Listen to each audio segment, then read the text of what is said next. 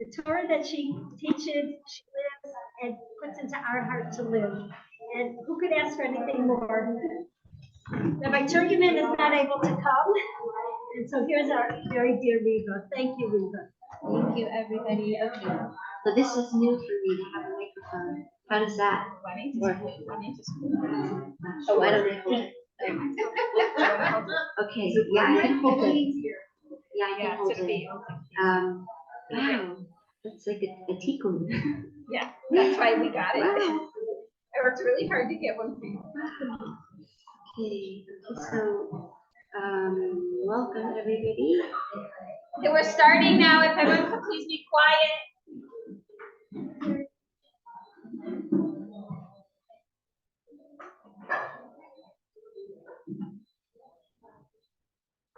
Okay, so welcome everybody. You know, Tova asked me for the title of the class maybe like a week ago, and I could not give her a title because usually the way that these things work is the way that, at least the way Hashem works with me, it comes. It's hard to explain, but all of a sudden there's something in alignment, and it was not coming. And I took out all of my classes from over the years, and it was like all these beautiful insights and notes and Torah, and I don't know if it's to make myself feel better or you feel better. I brought all these texts and all these svarim because it is so important to ground everything in text.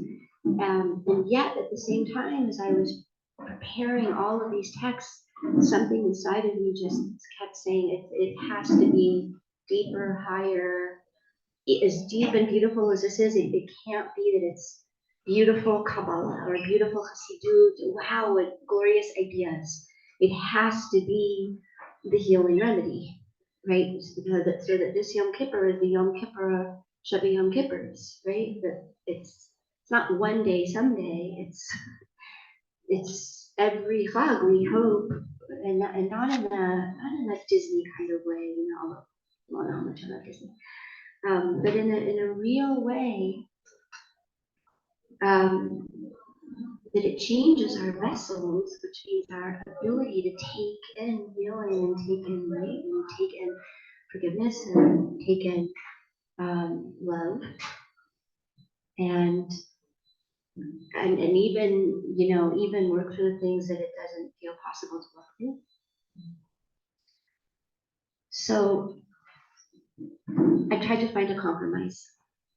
And the compromise was that I thought we could sort of, like in music, you know, have really good firm technique and also improvise together, so that we can have what we call lights and vessels, or Orot B'Kelim. Right? The goal is always Orot B'Kelim, meaning a way of life that we can not only inspires us, but we can live it, even albeit with lots of mistakes and lots of time to learn how to play the song in tune. But getting more and more refined in our relationship with whatever these energies are. So I thought, you know how much I love my maps. So I thought I would give us all kind of a general map of many different events throughout time that happened on this day. And then we get a very deep sense of this portal. In other words, what is this meridian? You know, we have meridians in our bodies, you know what? And Hashem has meridians through time and space, right?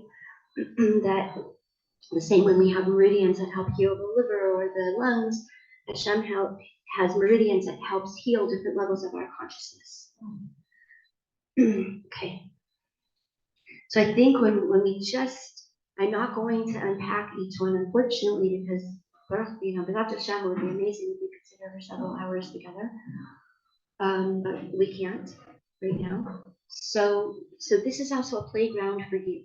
In other words, take in this information and make the hechsharim at home, play with it, be creative, be spontaneous about it.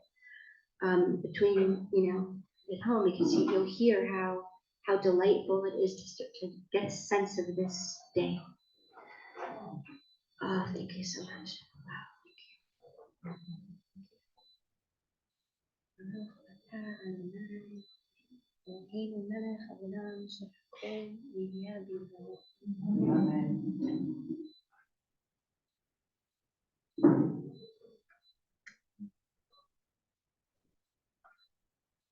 okay, thank you so much. So the first Yom Kippur is Adam and Chava's 10th day being alive. And this is really significant because 10 means that they have now fully embodied into their body, right? Because 10 is going to give us the 10 energy centers, also called the Asel Silat.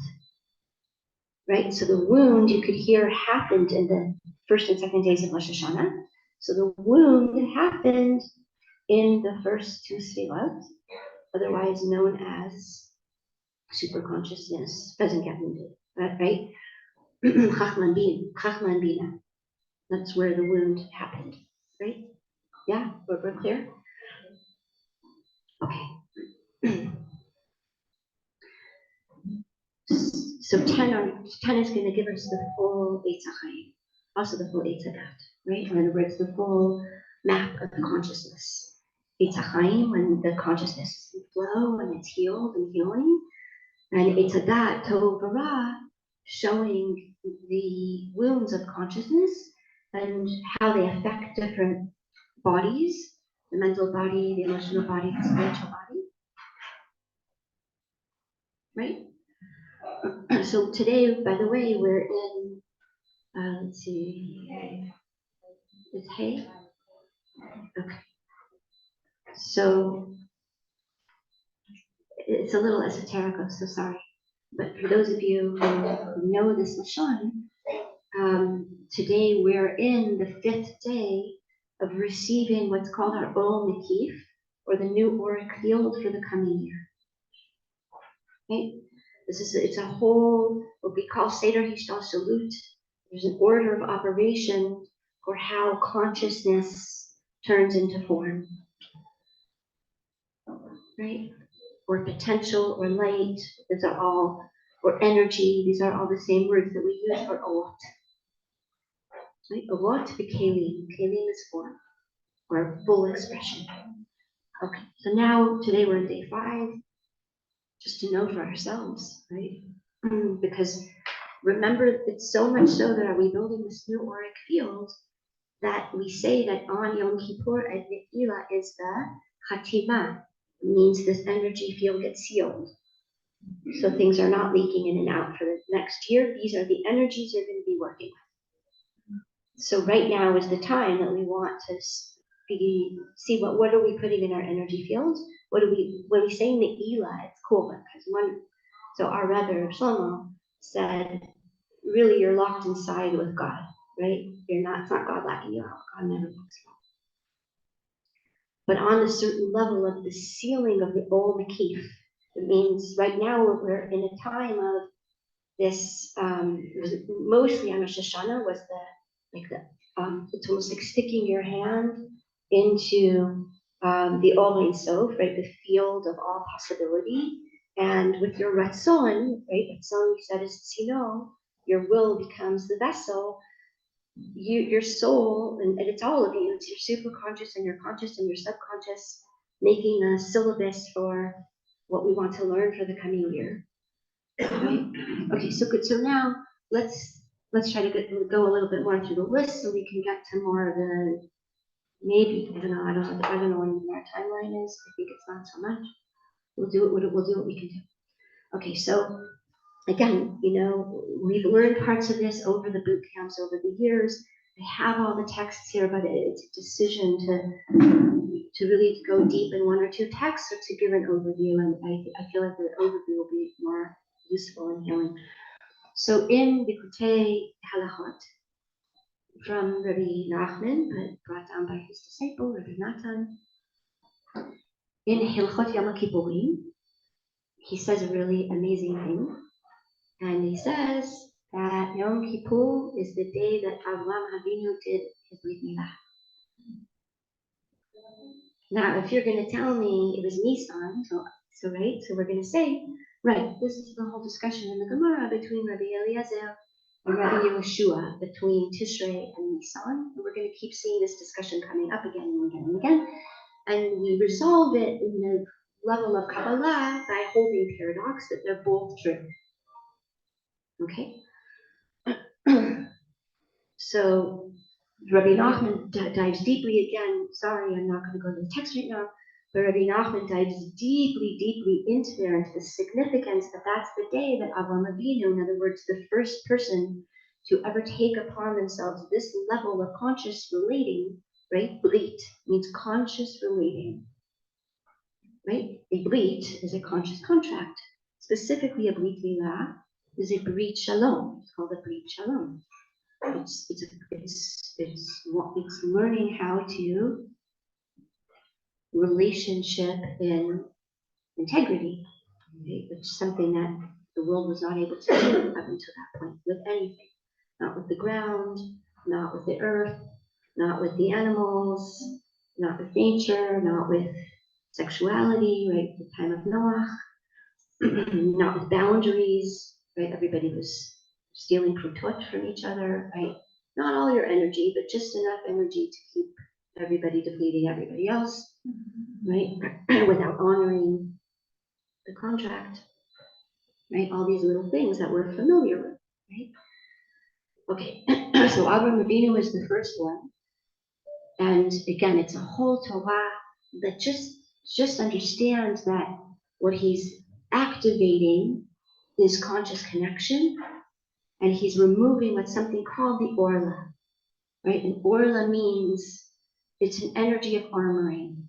It's an energy of very young consciousness that is seeking only its own survival. It's not to be confused later with dignity and self-respect. That's something else.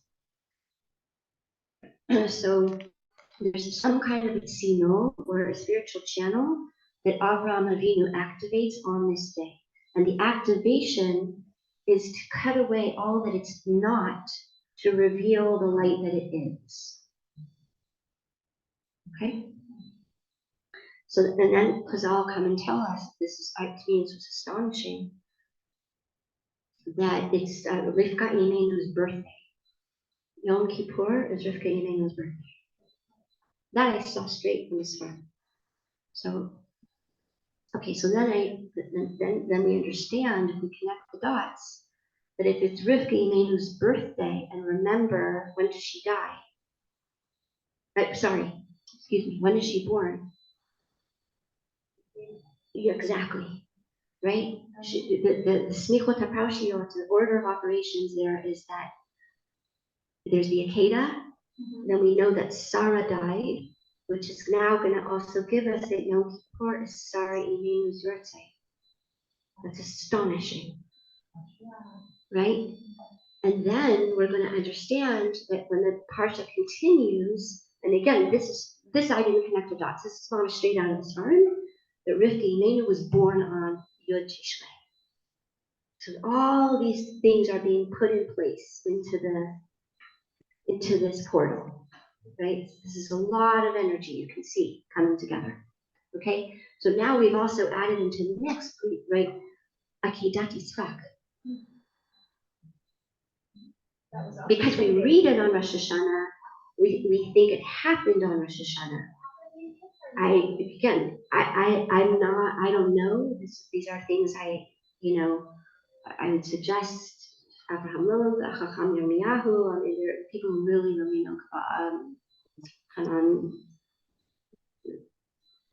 Hanan Bear. People really know Kabbalah on the inside. But this is my understanding from the text. Okay, so now we're going to zoom forward, and now we're going to understand this day again is the last of the 40 days that finally fully fixes Chet HaEgel. Right? Yom Kippur. Yom Kippur is the day when the Chet HaEgel is fixed. Now, Chazal say the truth is it made such an impact on our consciousness that we're working it off little bits over time, which is also true. But over time means big chunks of it are elevated and released on Yom Kippur. Okay? So that particular Yom Kippur, listen to how much comes into the space, right? Now we're saying we're building energetic layers, right? So the first thing that comes into the space is the Yud Gimel Midot HaRachamim, right? The Yud Gimel Midot HaRachamim, the way that we really could understand that is, it's the sound vibration of perfect love and unity. Why? Because Yud Gimel, we know 13 is Gematria Ahava and Gematria Echad. But it's not an imbalanced love, it's Yud Gimel Midot HaRachamim. It's a love that is so whole that it's so wide, it contains many, many, many different experiences, all being held in compassion. Right? It's not chesed, it's rachamim. It stretches to keep holding more truth, more connection, more forgiveness. Okay, so then the next thing that we have is they go together, right? The Luchot Shniot, or the second set. Now, again, we want to always be sensitive to not translate it as the 10 Commandments, because that's not its meaning, right? It's not Aseret Tzivuim, commandments, or if you do Aseret Mitzvot, right? It's Aseret HaDibot. Aseret HaDibot means 10 Diburim, but it's interesting that it's actually in the feminine, right? It means 10 sound vibrations, 10 utterances that contained different frequencies that are connected to different emotional states. 10, right, we can see is going to line up each one with one of the energy centers in this tree of life in the body. Does that make sense? Every one of the Aseret HaDibot is singing into existence and working through and working with a particular frequency, a particular color, a particular organ in the body, a particular energy, a particular musical note, right? All coming into this, what we might call a vessel, exactly like a musical instrument. So far, so good? Okay. So something happened to our consciousness the first time that our Creator offered this level of conscious, intentional connecting. And what happened was called the Egel HaZahav, right? There was levels of fear about growing in consciousness, right? Standing on your own 2 feet, not having the intervening between you and the Creator. All of these things, we weren't ready for it yet. That makes sense? And then something else that was discovered was that, well, also there's something really beautiful, because just like the first Aseret HaDibot got shattered, also the first tree got wounded, right? The original Etz, but the Etz is you. The Etz is your mind. The Etz is your nervous system in the body. Etz is our mind. The Etz is, we'll speak about it afterwards, right? Did your registration class change? I don't know how to mute some people on Zoom. Okay, whatever, hopefully it will work itself out. Right, so again, holding the space, the second set, right? Take 2 of Aseret HaDibot. And it seems to be that the difference is this is a tree that is more sustainable because it's paired with the Yud Gimel Midot HaRachamim. right? It's more patient, it's kinder. Does that make sense? So obviously it's going to offer a healing to part of what we really might call it is the wound of perfectionism, right? You know, we're going to fast forward years later, and we're gonna see that Hillel and Shammai are also dealing with this, right?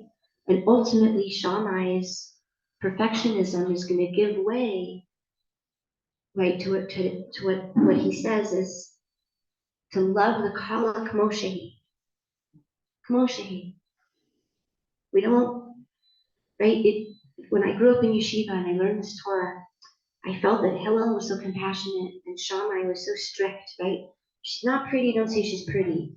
Say she has good yichus, say, but over the years and particularly over this summer, I don't think that's what I see in many different tzara. I think his lashon is kmo shehi. Say that she's kmo shehi. Say that she truly is what she is. She's not trying to be something that she's not. She's Shabbos. Shabbos is the day when you're fully who and what you are, even in your imperfections, right? Because we call Shabbos Batel B'Shishim. It's the one day and the other 6 days, right? Hold the same ratio. That just like if a little bit of milk would spill into your chicken soup, right? And it's like mebutal. Like all those mistakes are mebutal because it's being held in something much bigger than that, right? That allows that energy to not count. Not only not count, but really count, weirdly elevate the whole thing. Right? So she becomes, I mean, this is again, I'm so sorry because we could take 1,000 tangents right now, you know, but again, just holding in this space that you've given me, right? Now, this is also the day that Hashem spoke these really beautiful words, right? When Moshe's saying, please, please, you know, restore connection. It's not please forgive us. It's please restore connection. Because when they're, right? The forgiveness could be a pathway, but also not. People could forgive each other and decide to never talk to each other again. Right? It wasn't saying forgive, it was saying restore connection. Restore connection. So Hashem answers, and these become like a healing bath of sound for us. Salachti kirvalecha. That's such a beautiful concept. I forgive in accordance with your words. In other words, you, Moshe, are opening this channel in the world of this level of compassion. And ani salachti kirvalecha, like I'm going along with your program. So then I saw something else in the star, and again, it astonished me for many reasons. But you know, most of us learn, if we learn at all the date of the sneh or the burning bush, we learn it as right before Pesach, right? But again, with Rabbi Eliezer and Rabbi Yoshua, there are those that say that the day of the sneh was Yom Kippur. But the day that Moshe had the encounter with, and how do we know, say this time? Like, it's in my notes, but I believe, again, it's from the Halachot, Hilchot Yom Kippur. Because Ki'ilu it's Yom Kippur, Hashem says to Moshe, Shalet ma'alecha me'alagecha. Take off your leather shoes. Amazing, right? Because really what that is code for is Shalet na'alecha, Shalet ha'ma'ulim she'alibecha. Right? Na'al is a play on word for man'ul, locks. Open the gates, open yourself, open, right? And Moshe Rabbeinu taking off his na'alayim was a hint to the beginning of the fixing of when we, as Adam and Chava, went from having a body of Ol with an Aleph to a body of Ol with an Ayin, right? So Shalit Na'alecha Me'araglecha, says Rabbi Nachman, is telling us, take off all allow all those energies to take them off. It's not the real you. It's your man'ulim. It's the protectors that you think you have to hold on to survive in this world. And there's always something amazing to be in this space. I'm not saying I know how to live this. Right? Little by little. But I can't imagine, I would never tell my child, run into the street to get your ball if I thought there was a chashash that a car would come, right? So if Hashem's telling us, take off your armor, then that means the second half of the sentence is because new protection is in place. Because you're entering new levels of consciousness that can hold you and hold your relationships in something that you can feel elevated and safe. Say that again. Elevated and safe. We're used to, right? I'm elevated and I'm going to be really super vulnerable, like too vulnerable, right? And this is what we mean by the third path. This is what we mean by rachamim. I'm elevated and I'm safe. There's kavod and love. There's respect and honor. There's boundaries and melting into each other. It's both. Okay, good. So again, put that into your map, and that this is the day that Geula becomes really activated. This is the day that Hashem reveals the name, which name? Ekia, right? Aleph He Yud He, because at the Sneh, Moshe says, what name should I tell them is going to give them the spiritual frequency and vibration and enough healing to get out of these stories and these states. And Hashem says, oh, Ekia. Well, wouldn't you know it, Ekia, right? Aleph He Yud He is the name for the Sfilat Keter, which is where we're heading when we get to Yechid and Ne'ilah, right? Okay, wow. Okay, we'll just try to finish the list and I guess not unpack it, but make it juicy that you guys can unpack it at home, okay? So the next hint that we have to it, of course, is it's called Shabbat Shabbaton. So if you really want to dive into what that means, I would suggest looking into the Slonim Rebbe and the Tivot Shalom on Shabbos. Later look at the Yom Kippur teachings, right? But if you understand that Shabbat Shabbaton means Shabbos, the Shabbos, right? It's Shabbos in its inside essence, right? That's Yom Kippur. So if you want to know what Shabbos is, we started this last year, and please God, we'll continue learning this year, right? But if you want to learn, if you like learning on your own, the Netivot Shalom on Shabbos, and we understand the level of peace in the mind, an ability to be instead of always being distracted by doing. All right. Again, look in the Netivot Shalom, but it's a Yom Shekulo Tov. Everything is good, which means there's trust. I can trust myself. I can trust what I see. I can trust what I experience. Now, imagine how much peace and wholeness that offers you in your nervous system, in your soul, right? It's many things. Okay, but just to take that into the degree we're able to right now. Okay, so again, I really apologize because each one of these things could be a class, if not a course, right? Something else, when we go through all of the teachings, I think this is the same fly that's been following me around through therapy. since Erev Rosh Hashanah.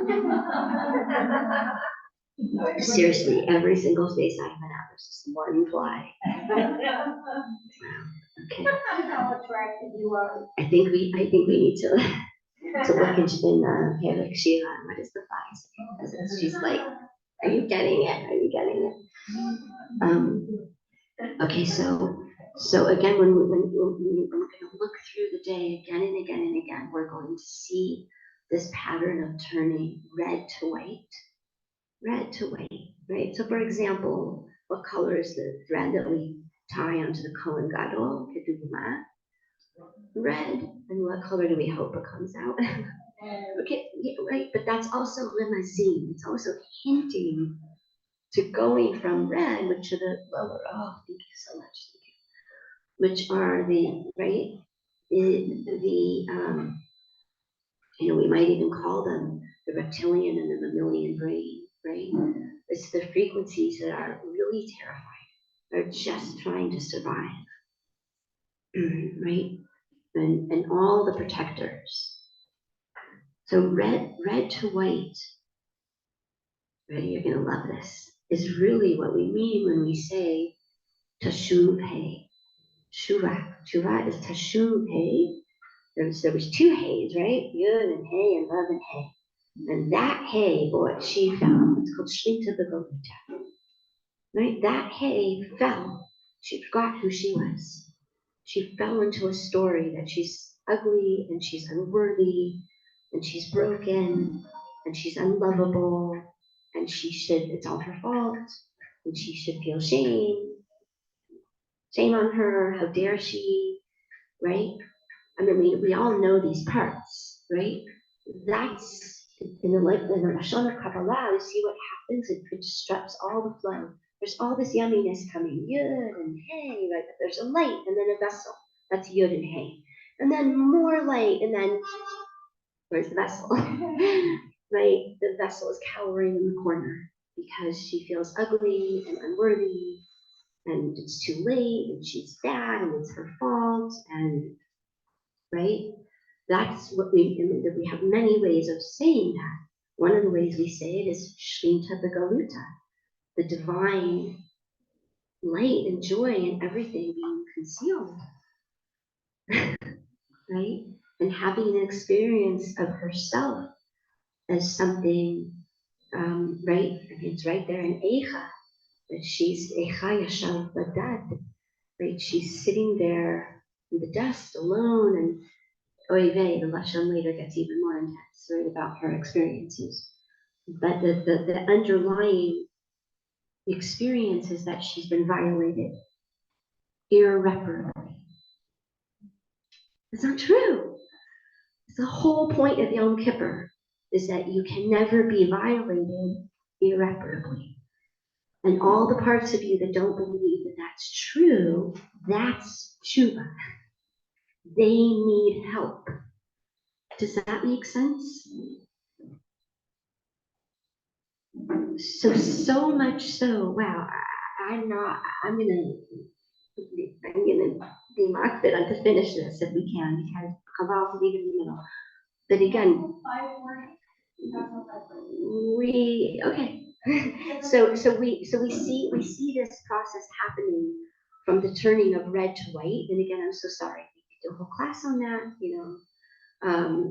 right? But I guess right now we'll just take our word for it, right? What we mean by that is the journey from Orot to Chasadim. Another way to say that, but it's energies, and it's the energies inside of us. It's all those parts that are getting in the way of receiving the light, because they're scared, because they have stories, because they're protecting, because they're managing. Okay, and then we'll see it happening again in a very similar color spectrum, but this color spectrum is gold to white, which is again going to give us the hint of the Egel Hazahav.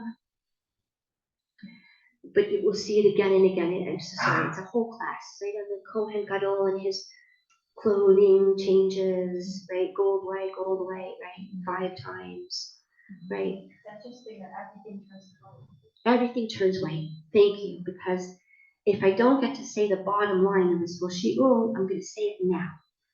Really, for real. What we mean when we get to Yechida, Ne'ilah, at Yom Kippur, is that all 50 parts of our physical body, that's 10, right? Our emotional body, that's 10. Our mental body, that's 10, right? Our auric field, that's 10. And then our collective consciousness, otherwise called Nefesh, Ruach, Neshama, Chaya, Yechida, right? That all 50 parts are being healed, restored, cleaned out, elevated, brought home. Okay, but that's cute. As my Rebbe would say, it's cute and sweet, right? Meaning, what does that mean? It means there's an opportunity to go into every nook and cranny of your own psyche, where you wound yourself, where you hurt yourself. What are the stories that we believe? And what are the stories that we have proof that we should believe them because we've been shown again and again and again that they're true? Whatever the version is of, I'm not lovable, or I'm not good enough, or it's my fault, or Hashem's not with me, or Hashem doesn't love me, or this world is full of suffering. Whatever the stories that have most, we've been cycling through.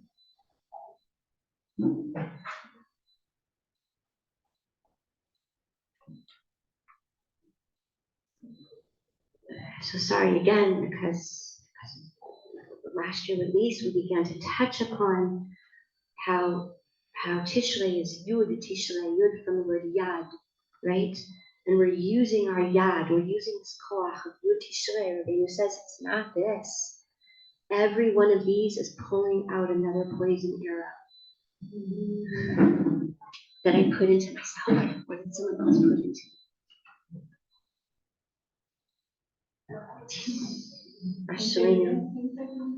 Yeah, this is from the Sheva Beckers, the story of the 7 beggars, right, and the poison arrows. And it's again a long story, but Rebbeinu says what we're doing on Yom Kippur, right? Each one of these is pulling out a poison arrow, but each time we're pulling out the poison arrows from our beliefs and our relationship with the nefesh, the physical body. That's at night. That's after Kol Nidai, when we do the vidui, right? But then in the morning we move to the emotional body, the ruach. Right? Shacharit, and again, pulling out all the emotional, with the ways we wound ourselves emotionally, the ways that we wounded others emotionally, right? But if you leave yourself out of the tshuva, you can't do tshuva. In other words, if you're very, very sorry about everything you did to everybody else, but you're still telling yourself these main voices in the inside, then we don't understand tshuva me'ahava. Tshuva me'ahava is to get help with those horrible inner mean voices and to not squish them and not shut them up, but redeem them. Understand how we needed them to keep us safe at certain points when we were growing consciousness. But then their messages got grossly distorted. Okay, so the next thing that we're just gonna put on the list, and again, you can take it for what it is, right? But it's the day of Ketoret. The Ketoret itself is a love potion. It's mamish, a love potion. And we could do a whole class on it. It's every quality, right, of love. Hated hedek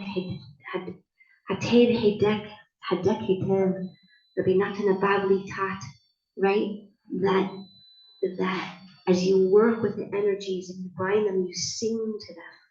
These faces, you sing to these faces. It's a love potion. Hatev hedek hetev hadek hadek hetev hetev hadek hadek hetev hetev hadek.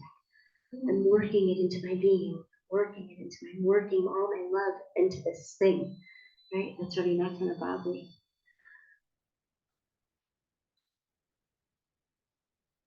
Again, remember that when the Keturah was in the Beit HaMikdash, lights and vessels could flow, right? Women didn't miscarry, animals didn't miscarry, everyone had shalom bayit. I don't know if you do a whole class on Keturah, right? Even the sheep didn't miscarry, right? It was a smell of love, Mamash, right? Geez, God, when we get to the Mishkan, we'll explore it more. But there's the smell of love in the air. And we know it had stinky smells, right? Right? We know it couldn't be kosher. In other words, it couldn't even be kosher without the ugly, gross parts that we're so sure are so unlovable and unacceptable. Wow, my goodness. Oh man, okay.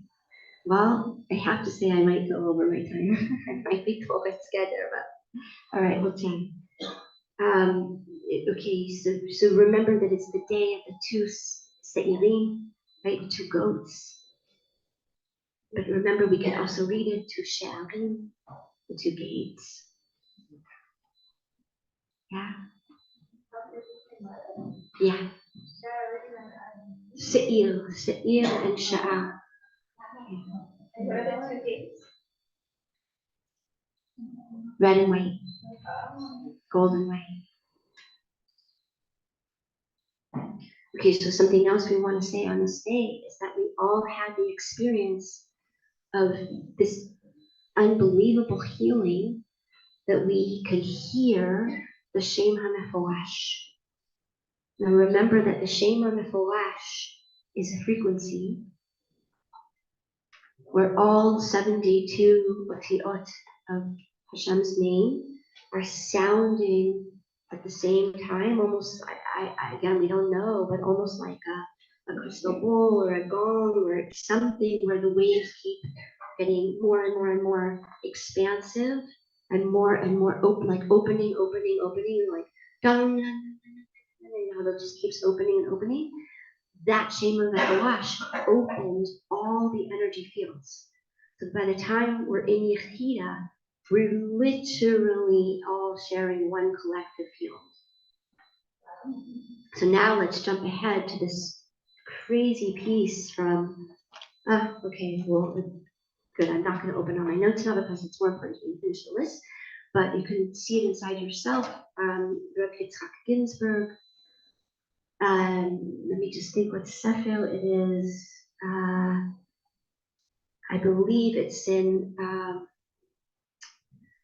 what's his sefer on marriage? It has two rings on the cover. Okay, but I can't, I'm sorry, the name is escaping me right now. I have the pages here if someone wants to see it after, but he brings down this, okay, whatever, right? He brings down this astonishing piece of Torah there, and he says there's a number of times in the year when your consciousness and your light in the vessel are so open and so tuned in and so aligned and playing so in tune that you can get a real, now I hesitate saying this in Tzfat because we're all prophetesses, as we know. And with prophecy comes need to learn to work through dinyanot, illusion and delusion. So, but I'll share it anyway. And he says, I'm going to go through fast, right? So the first time, sorry, sadly, I didn't tell you in time, was Rosh Hashanah. Right? But the next time is even deeper. It's Yom Kippur. It's the whole Yom Kippur. And Rav Ginsburg quotes there that, of course, the Gemara says, right, the two happiest days ever for Am Yisrael were Tu B'Av and Yom Kippur, right? The two happiest days in the entire Jewish calendar are Tu B'Av and Yom Kippur. And that, why? Because they're both days of coming back into connection, restoring connection, restoring love, restoring wholeness, right? So we wear white on both of those days. White is the color that has space for all the other colors. right? It's chasadim.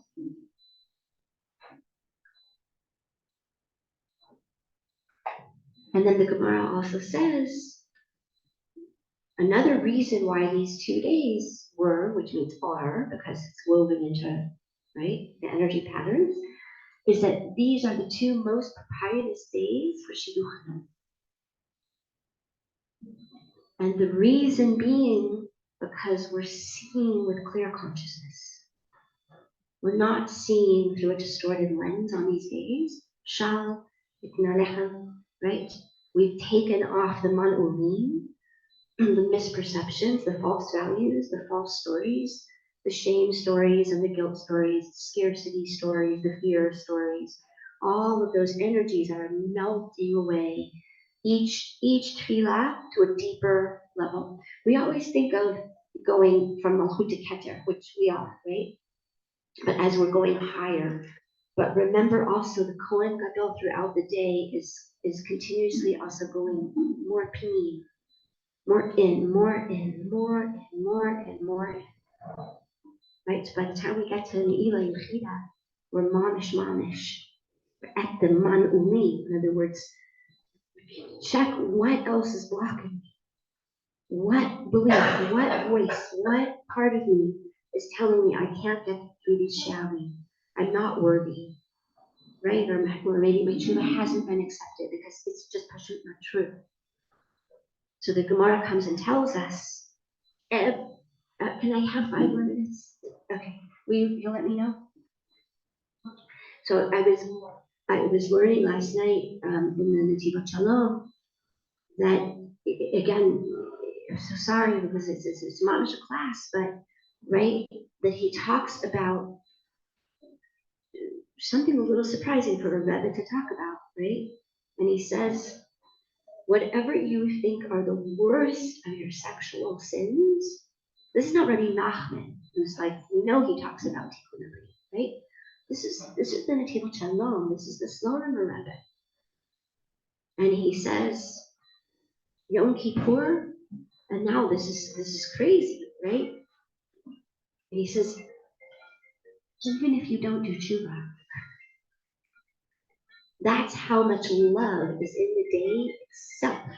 Now, if you do tshuva, you're working with the energy, right? It's like if you go for a massage and you work with the masseuse, and you're not fighting her hands, then it goes to a deeper degree.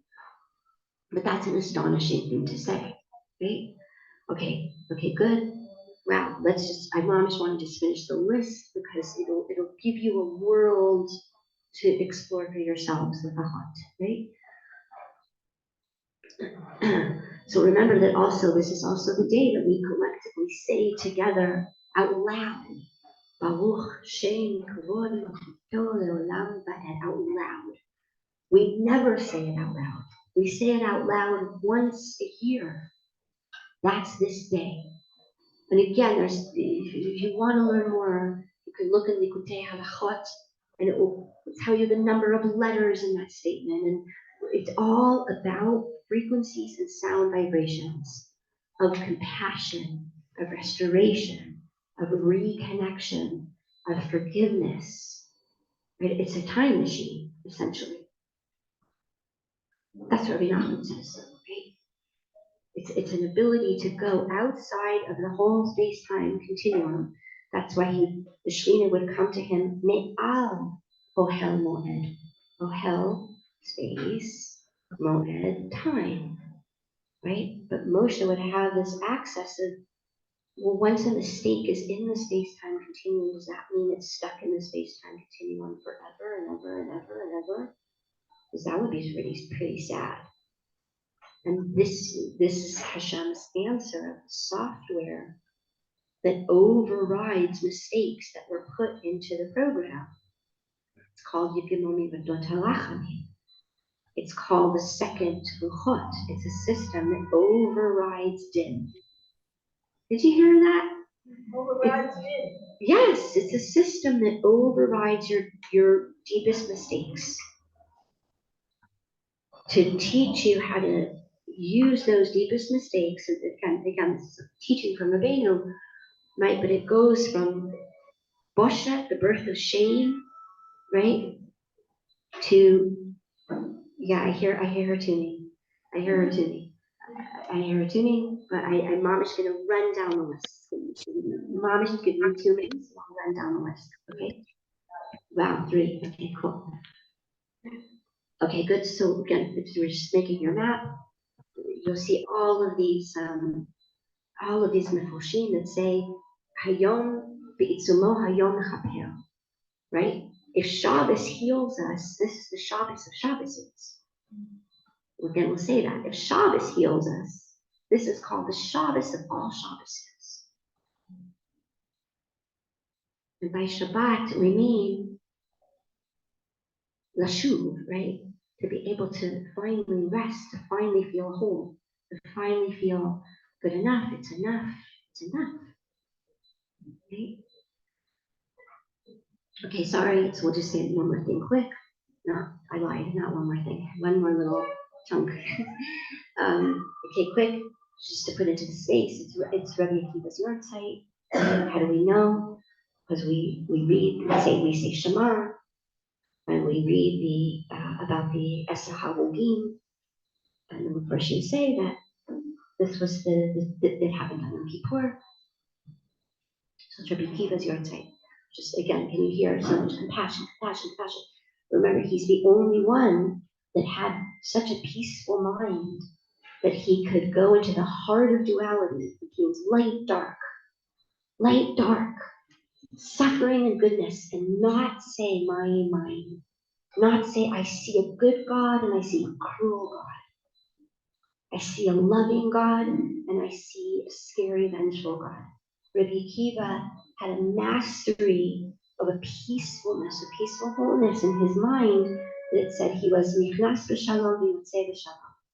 He could enter all different levels of consciousness, but not get stuck in the polarities, not get wounded in the polarities.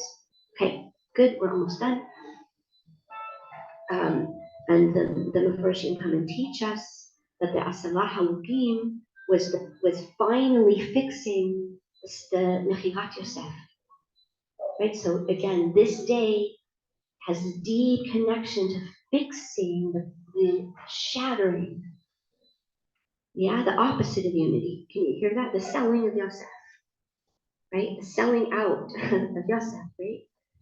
Yom Kippur is a day that fixes that. That's a lot, right? Okay, good. We'll just finish quick.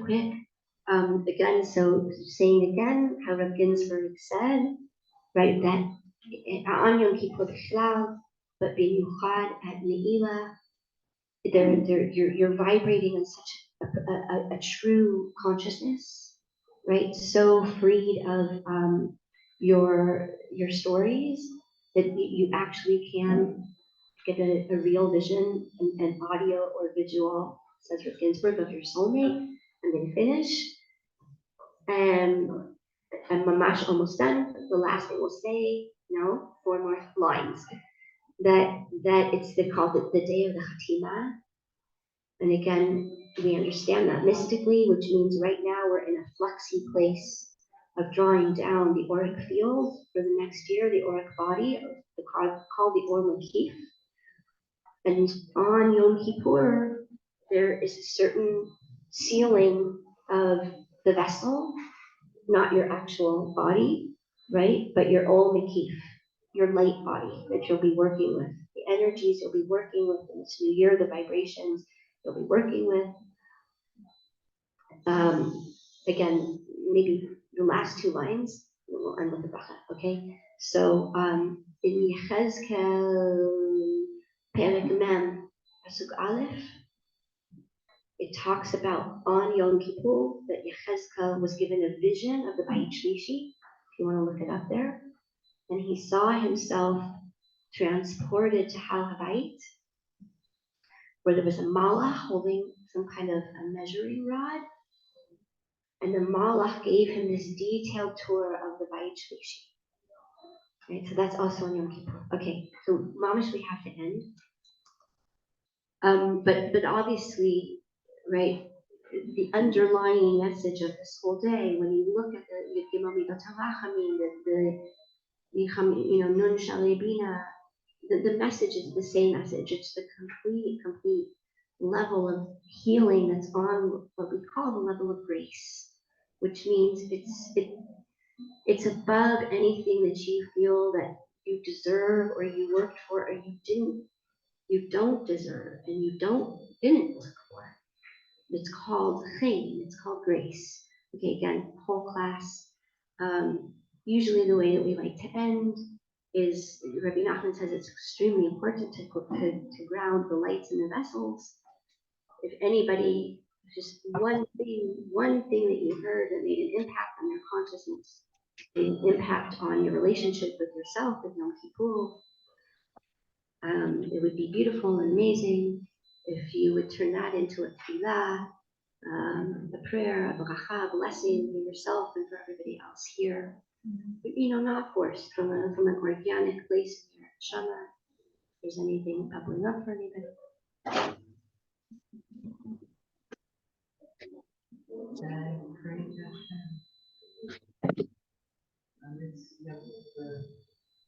We're able to forgive ourselves and forgive all those parts of us that keep us away from to have Rahmana, Mamash Rahmana for those parts. Yeah. I have one. Please Hashem, let the red and the turn into white, so I can light up the world together as one. Thank you, Sylvia.